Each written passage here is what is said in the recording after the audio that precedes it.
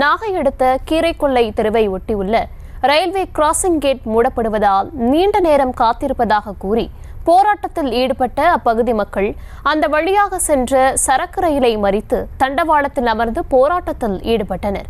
விவரங்களுடன் இணைகிறார் செய்தியாளர் லெனின். வணக்கம், விவரங்களை வழங்கலாம்.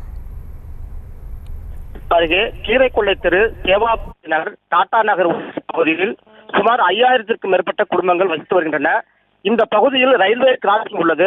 இதனால் ரயில்கள் வரும் போதெல்லாம் ரயில்வே பொதுமக்கள் அவதி வருகின்றனர்.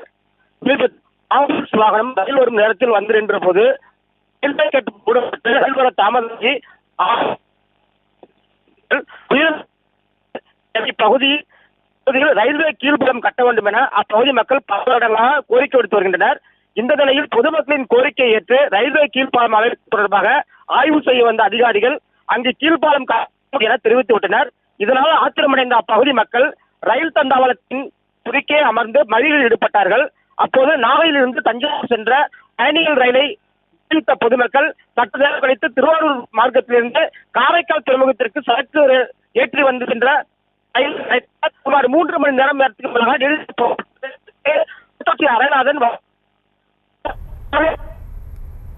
விவரங்களுக்கு நன்றி லெனின். செய்திகளை உடனுக்குடனும் துல்லியமாகவும் தெரிந்து கொள்ள சப்ஸ்கிரைப் பண்ணுங்க.